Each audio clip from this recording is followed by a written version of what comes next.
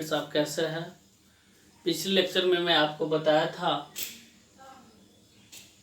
Ionic solid के बारे में।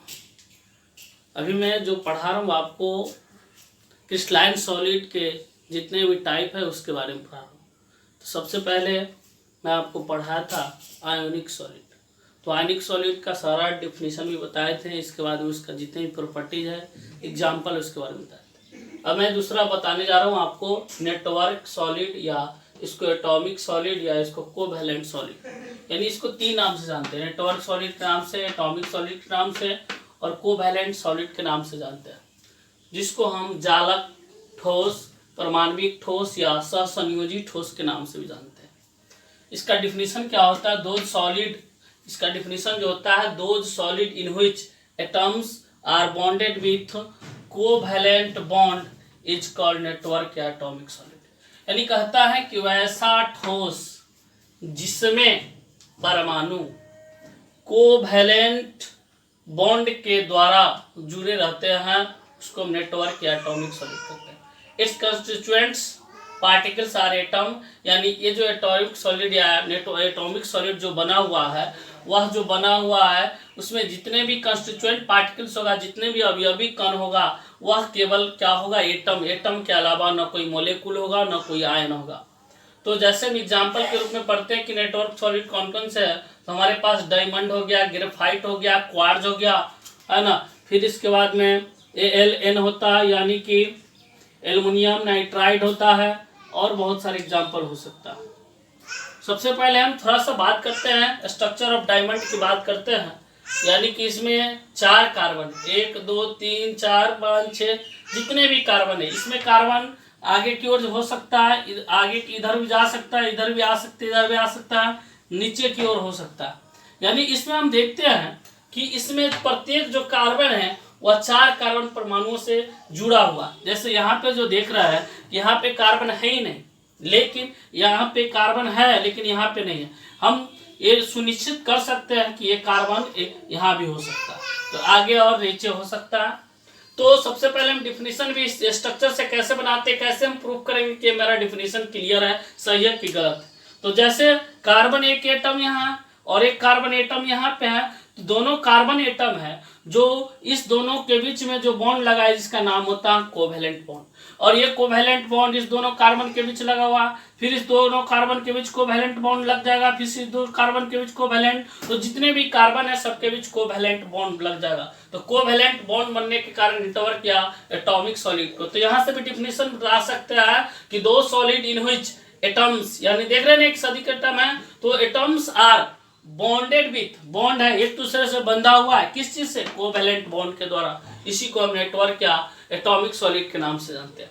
जैसे नंबर ऑफ सिग्मा बॉन्ड, इसको इस साइन जो है वह साइन को सिग्मा बॉन्ड कहता है। नंबर ऑफ सिग्मा बॉन्ड 4, 1 2 3 4, यानी 4 सिग्मा बॉन्ड होता है। तो 4 सिग्मा बॉन्ड होने के कारण हाइब्रिडाइजेशन हो जाएगा, sp3 एक S का होगा, 3 P का होगा। इसका स्ट्रक्चर जो है टेट्राहेड्रल। आपसे अगर कोई पूछेगा कि डायमंड का स्ट्रक्चर क्या होता है, कह सकते हैं टेट्राहेड्रल होता है। डायमंड में सिग्मा बॉन्ड की संख्या कितनी होती है? 4 होती है। हाइब्रिडाइजेशन की क्या होती है? sp3 होती है। इसके बारे में अब हमारा जो डायमंड होता है वह होता है इंसुलेटर होता है, इंसुलेटर होता है, यानी अपने से होकर के किसी बिजली को पास नहीं होने देता। क्यों नहीं होने देता?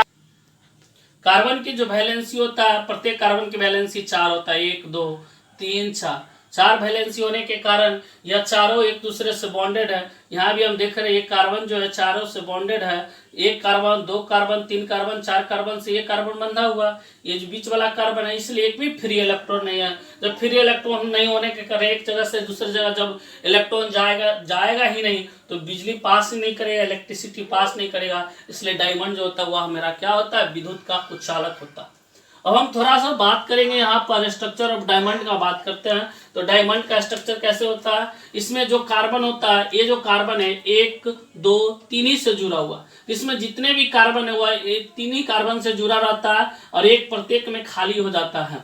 और देखो जैसे इस कार्बन की बात करते थे, एक कार्बन से एक बॉन्ड ए जुड़ा हुआ, एक बॉन्ड ए जुड़ा, एक बॉन्ड ए जुड़ा हुआ है, यानी कार्बन के 3 बॉन्ड से जुड़ा हुआ है। इसलिए नंबर ऑफ सिग्मा बॉन्ड, इसको सिग्मा पढ़ते हैं, इसको हम पढ़ते हैं सिग्मा, सिग्मा इसको पढ़ते हैं, number of sigma bond sigma bond की जो संख्या हो जाएगा वह 3 हो जाएगा, हाइब्रिडाइजेशन sp2 हो जाएगा और स्ट्रक्चर क्या हो जाएगा, ट्राइगोनल प्लेनर हो जाएगा। तो अब मैं बात करते हैं आपको है ना नेटवर्क एटॉमिक सॉलिड और या कोवेलेंट सॉलिड के प्रॉपर्टीज के बारे में बात करते हैं। प्रॉपर्टीज ऑफ एटॉमिक या नेटवर्क सॉलिड, इसको हम पहला बोल सकते हैं, they are very hard solid except graphite, यानी कि काफी कठोर सॉलिड होता है, किसको छोड़ करके, ग्रेफाइट को छोड़ करके। जैसे हमने डायमंड के बारे में देखा तो डायमंड इस धरती पे सबसे ज्यादा कठोर है। इसके बाद they have MP and BP are high except graphite. MP का मतलब melting point and boiling point, यानी इसके पास जो मेल्टिंग तथा बॉइलिंग पॉइंट जो होता है ये काफी हाई होता है ग्रेफाइट को छोड़ करके। They are non conductor of electricity, यानी ये क्या होता है, विद्युत का कुचालक होता है ग्रेफाइट को छोड़ करके। इसके बाद they are soluble in water but insoluble in organic solvent, ये जल में घुलनशील होता है परंतु कार्बनिक विलायकों में क्या होता है, अघुलनशील होता है। तो ये हमारा हो जाता है प्रॉपर्टीज ऑफ एटॉमिक सॉलिड, यानी एटॉमिक सॉलिड का गुण है। मेटालिक सॉलिड के बारे में आपको पढ़ा, हम आपको बताए थे क्रिस्टलाइन सॉलिड का बहुत सारा टाइप है, तो इसमें हमारा एक थर्ड टाइप हो जाएगा। इस थर्ड टाइप को हम बोलेंगे मेटालिक सॉलिड। इस मेटालिक सॉलिड का पहले हम डिफिनीशन थोड़ा सा यहाँ पे है उसको क्लियर कर लेते हैं कि those solid in which metallic ion, जिसको कैटायन भी बोलते हैं, and free electrons are bonded with metallic bond is called metallic solid. जैसे आप फिगर से भी देख सकते हैं कि जैसे कॉपर है, कॉपर 2 इलेक्ट्रॉन लॉस किया है, इसका मतलब क्या हो गया, पॉजिटिव में बदल गया, जिसको कैटायन या मेटालिक आयन कहेंगे। और यहाँ पे जो इलेक्ट्रॉन है, निकला हुआ इलेक्ट्रॉन, जिसको फ्री इलेक्ट्रॉन्स कहा जाता है। तो ये मेटालिक कैटायन है और ये क्या है, फ्री इलेक्ट्रॉन्स है। तो मेटालिक कैटायन और फ्री इलेक्ट्रॉन्स के बीच क्या होता है कि एक बॉन्ड बना होता है, जिसको हम क्या बोलते हैं, मेटालिक बॉन्ड। तो हम यहाँ से भी डिफिनेशन तैयार कर सकते हैं कि those solid in which metallic ion and free electrons are bonded with metallic bond is called हो जाएगा मेटालिक सॉलिड, यानी वैसा ठोस। तो यहाँ से डिफिनेशन, वैसा ठोस जिसमें मेटालिक आयन तथा मुक्त इलेक्ट्रॉन मेटालिक बॉन्ड के द्वारा जुड़े रहते हैं, उसके हम क्या कहते हैं, मेटालिक सॉलिड। और मेटालिक सॉलिड के जो पार्टिकल्स होता है, its constituent particles are cation and free electron, यानी ये जो बना हुआ मेटालिक सॉलिड उसमें दो चीज शामिल है, कैटायन और फ्री इलेक्ट्रॉन है। कैटायन और फ्री इलेक्ट्रॉन उपस्थित रहता है। इसका एग्जांपल हो सकता है मैग्नीशियम, मैग्नीज, इसके बाद में मैग्नीशियम हो जाएगा, मैग्नीज हो जाएगा, कॉपर, जिंक, फेरम, बहुत सारा मेटल हो जाएगा। पढ़ा रहा हूँ प्रॉपर्टीज ऑफ मेटालिक सॉलिड, यानी मेटालिक सॉलिड का गुण, यानी मेटालिक सॉलिड है जो धात्विक ठोस है, उसका गुण क्या होता है उसके बारे में। ये होता है सबसे पहले दे आर हार्ड सॉलिड, एक कठोर ठोस होता है।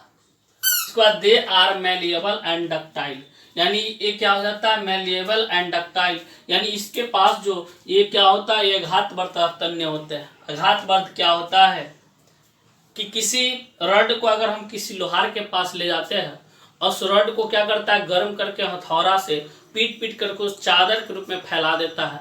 तो किसी भी धातु को चादर के रूप में फैलाने की क्रिया को मैलिएबल कहा जाता है।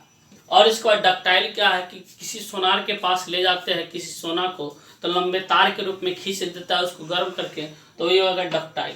यानी कि चादर के रूप में किसी मेटल को चादर के रूप में फैलाने की प्रोसेस को हम मैलिएबल कहेंगे, और उसको तार के रूप में खींचने की प्रोसेस को हम क्या बोलेंगे, डक्टाइल बोलेंगे। इसका होता है they have high melting and boiling point, इसका भी उच्च गलनांक तथा क्वथनांक होता है। They have a special type of lustre is known as metallic lustre, इसके पास एक विशेष प्रकार के, स्पेशल मीन्स विशेष प्रकार की चमक होती है, जिसे किस नाम से जाना जाता है, धात्विक चमक के नाम से जाना जाता है। यह आपके मेटालिक सॉलिड का गुण है।